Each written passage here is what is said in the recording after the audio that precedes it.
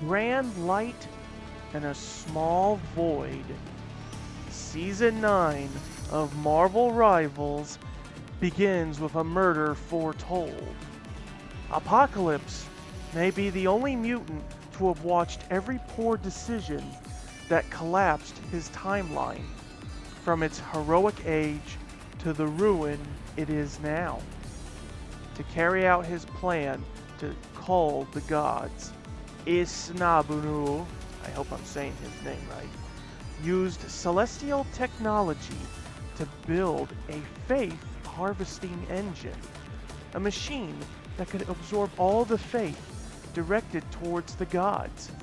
By claiming the faith of these unworthy deities for himself, Apocalypse would rise as the one true god of the universe and reshape the order of the collapsed timeline in his own image. However, at the very moment of his ascension, a mysterious assassin struck him down. The faith energy leaking from the engine thickened into a storm, sealing the heroes who came to investigate his death inside a perfect closed circle mystery. No one could get in. No one can get out. And in that sealed environment, the killings began, one after another, until paranoia had settled over even the most steadfast heroes. Because everyone understood the same chilling fact. The murderer was one of them. Death had come to Thebes. Make no mistake, this is a season about evil. One villain struck down by another. Heroes assassinated one by one in the dark. Gods and mortals alike, trapped inside the storm, find themselves surrounded by a nameless malice.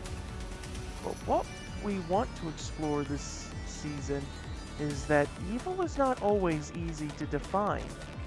Not all of it is the same. And if you tried to sort the evils of the world, they would fall, more or less, into two kinds.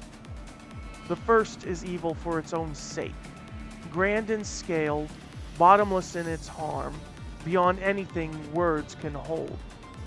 Villains of this order write their own blueprints for how the world ought to run, drawing up their own list of who deserves to live and who does not. Driven by unshakable will and terrible power, they push their calling in the name of progress. Evil like this never leaves just a body or two behind. It leaves mountains of the dead, whole peoples erased from history altogether. Apocalypse was, without question, a villain of this kind. Some might say that once he turned his creed of evolve or die away from mortals and aimed it at the gods, he became less of a villain, or at least less evil. But where the spear is pointed never changes whose hand is on it.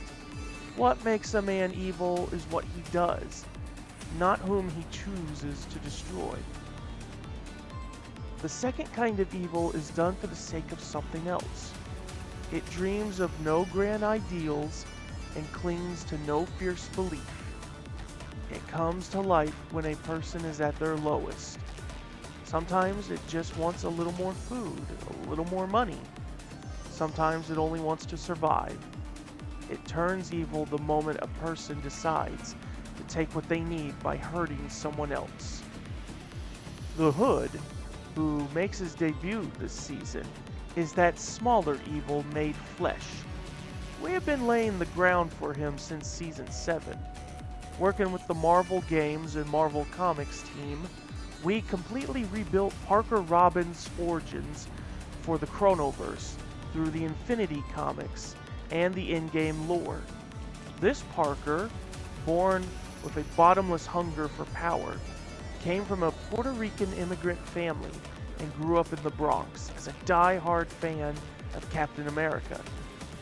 Two forces kept his dark whispers at bay as a boy and held each other in balance.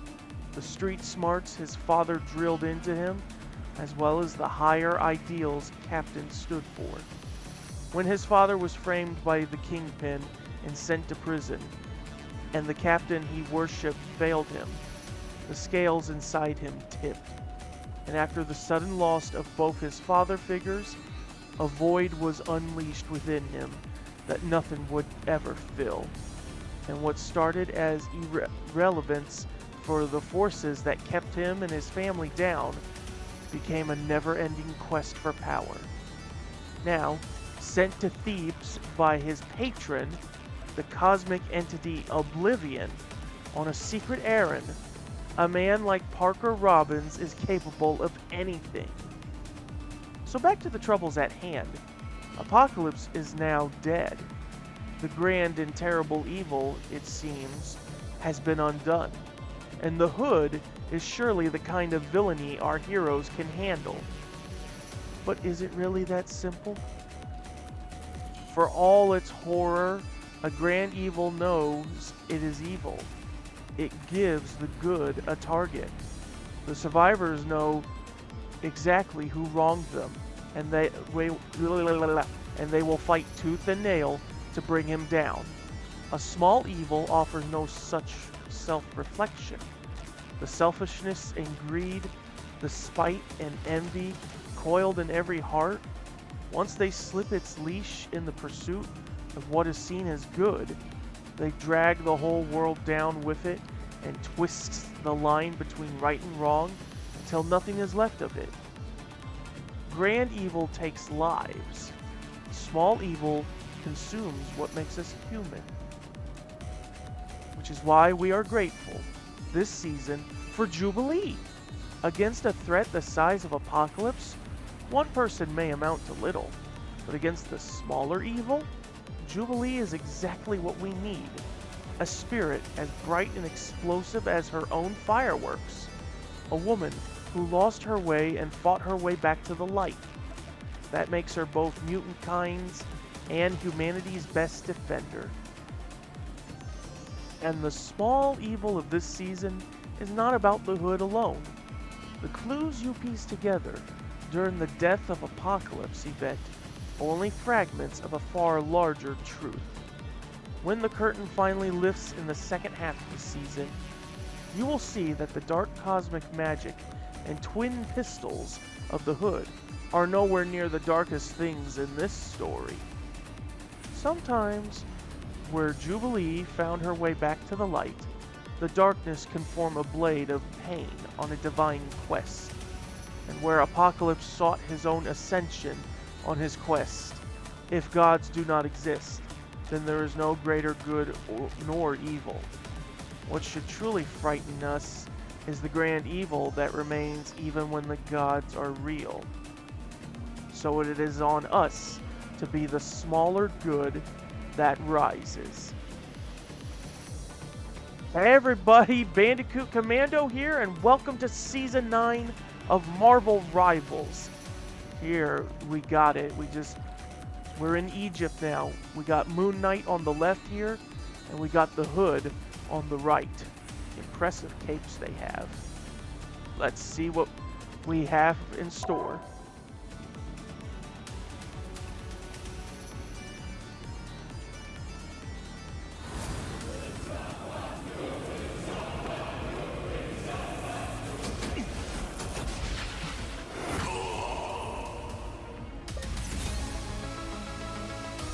Thank you for updating the home background so I don't have to do it more. The Mystery of Thebes.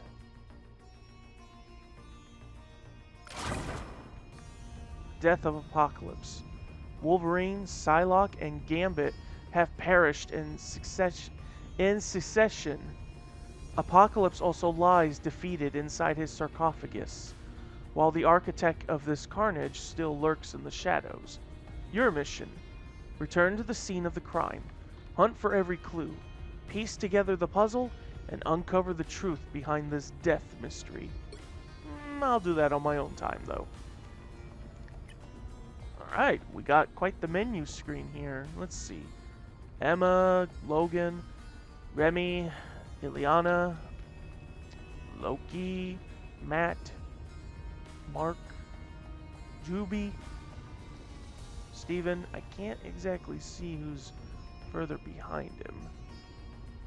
I think one of them's meant to be Adam. They might actually just be the acolytes to Apocalypse. And I'm assuming that's Parker up there in the corner. New team-up system is live. Enter the tutorial and learn all about it. I'll mess with that later.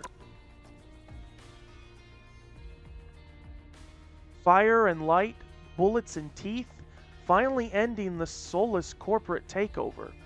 The story of the incursion has come to close, but at the edge of the time stream, an indescribable darkness sweeps across a crumbling world.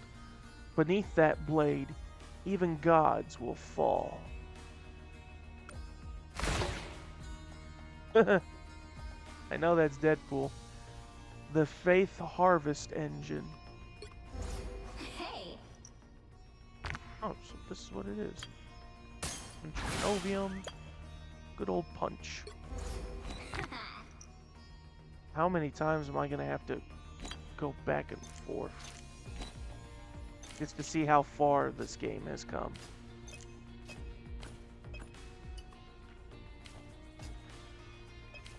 Oh, other way. Keep scrolling up.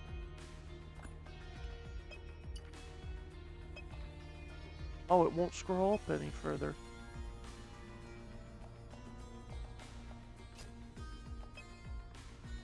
Yeah. It won't go up. I think we're reaching a point where I mean, I don't know how much closer we'll get to these. Who knows? Alright, 4, 5, 6, 7. Seeing that the Tablet of Life and Time is like this, it's opposite Tablet of Death and Oblivion, or I'm not sure if that's what it's called. It should be in this season, without a doubt. Alright, let's see what this Battle Pass has to offer, shall we?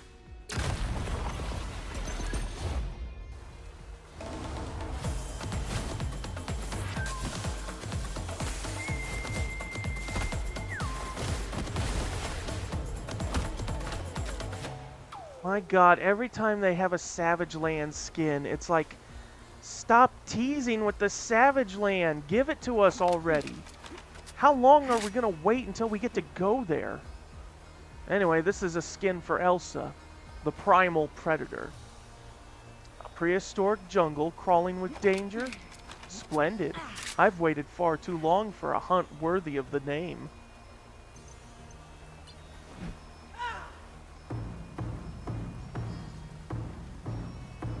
Bunga bunga!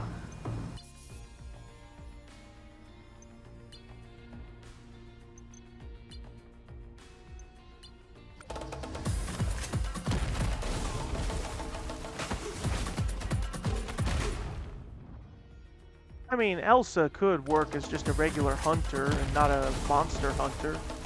Betcha she can just hunt regular animals perfectly if she wanted to. Ready for action. As always, your logic is infallible. It's weird seeing Fantastic Four having red instead of blue. Finally, Reed gets his emblem. Make sure to do your stretches. The Iron Pharaoh, an Iron Man skin. I usually scoff at villain tech. 9 times out of 10, it's either a cheap knockoff or something they swiped from me. But the junk Apocalypse left behind, I might just make an exception and dive in.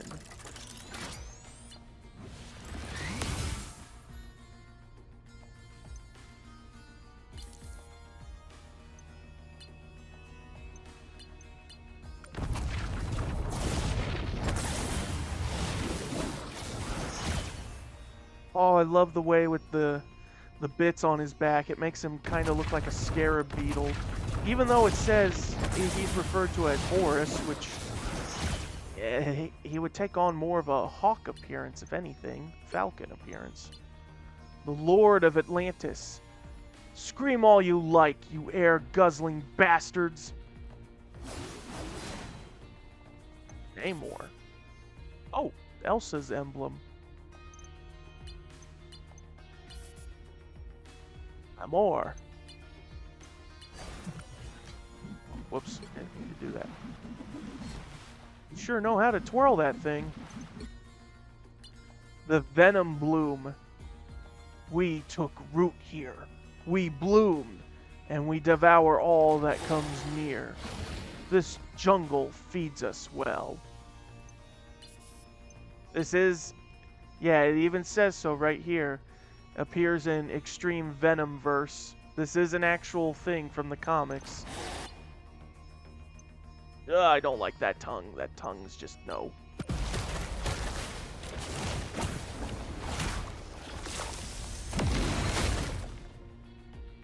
Yeah, I don't think none of the creatures or anything are a match for this in the Savage Land.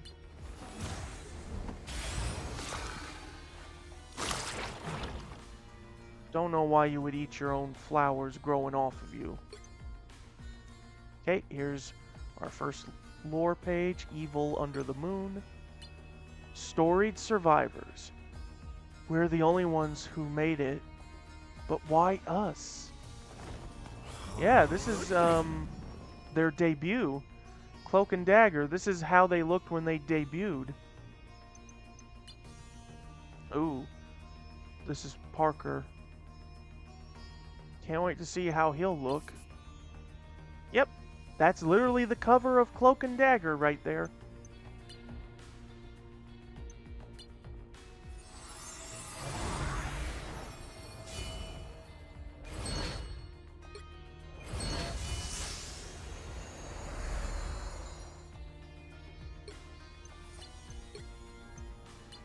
Golden Artificier. Man, the way his face in the fur, he's extra pointy looking. Kinda does look like a standard, like, you see those statues in Egypt or hieroglyphs with pharaohs. Khonshu this, Apocalypse that. What does winning even get you? Might as well get this engine doohickey running and get out of here. Luckily, making busted junk light up is my specialty.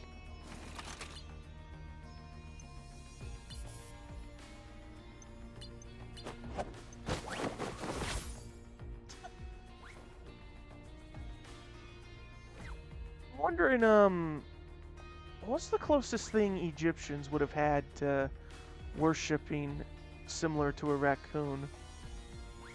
I mean, I guess honey badgers would be the closest thing.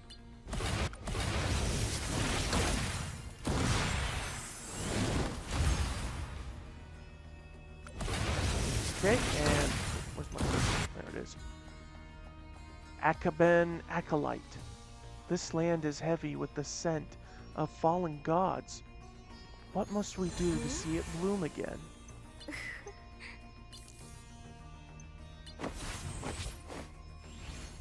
Nice hand gestures.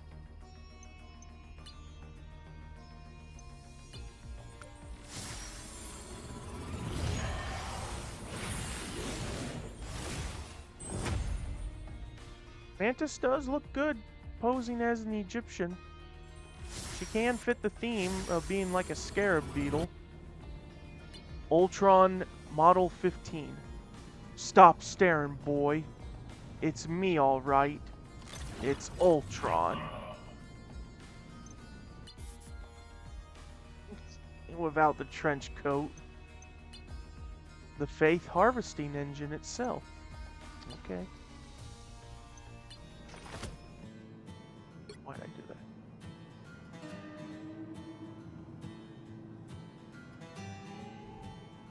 Not bad. You play pretty good, Ultron.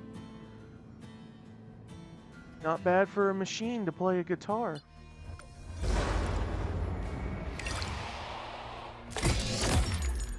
Okay, for a sec, I thought he was gonna drink it, and I'm like, you're a machine. Why would you drink alcohol? Oh, whoops. I did not mean to do that.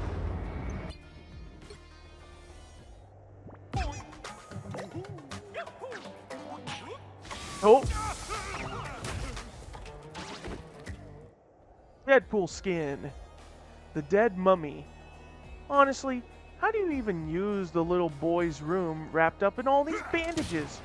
Note to self, ask Ninkatu later. I think that's how you say the name. Ninkatu. Not sure, don't remember. I'm usually someone who knows his mythologies of different cultures. But I don't fully have all the Egyptian gods memorized. So I don't remember who Ninkatu is. Yep, do the Egyptian. Walk like an Egyptian. Can't be dead, Deadpool, if you... You can't be dead, Deadpool. You can't be a mummy if you have that regeneration.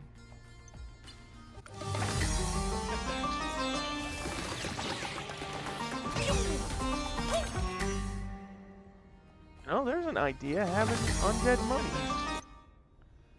Death on the Nile, the final page of the Battle Pass, and then the usual. Okay, well, we got our stuff here. Alright, Blood Hunt is still going on. How much longer is that going to run for? This is still going, and it's going to keep going for another 2 weeks. Oh, they're not giving out any more X juice. So, as of this moment, as I record, you still got time to try and get things. Here we go. Ah, here's the Death of Apocalypse. And then here's the Resurrection of the Horsemen. I've already completed these. 2 more weeks for Blood Hunt, so if you still want to try and get things before it ends, you better get to it now. Okay, our heroes. Yep, there she is. There's Jubes. But we will get to her when that time comes. So, curious that once they add the hood, where they're going to put him exactly. Is he going to be like... Is he going to be here between Hela and Torch? Or because of the title with the... Is he going to be like... Yeah, is he going to be just like between Storm and Punisher here? Well, seeing that they have the for Punisher and Thing here, I think, yeah, they're going to put him down here. Team-ups, both old and new. They have brought back... They brought back a majority of team-ups here. I believe you can switch between the two. I don't know the exact circumstances of it.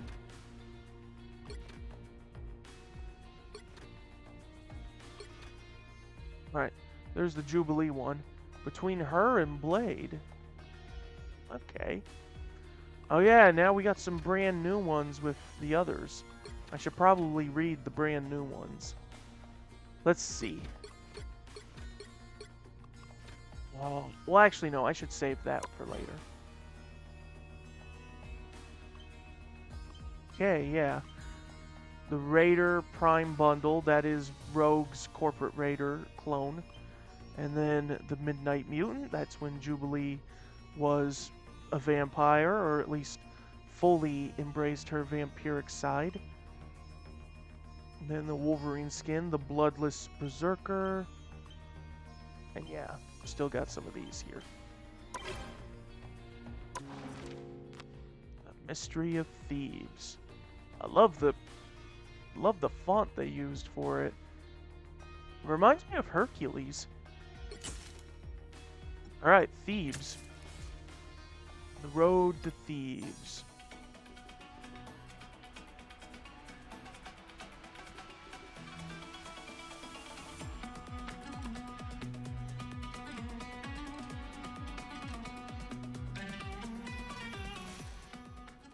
Okay, well, that's once the map drops in. Okay, I think I'm gonna end it. So, that will do for this episode of Marvel Rivals. We got quite a lot of interesting things for Season 9 here, but I also have a lot of work to do.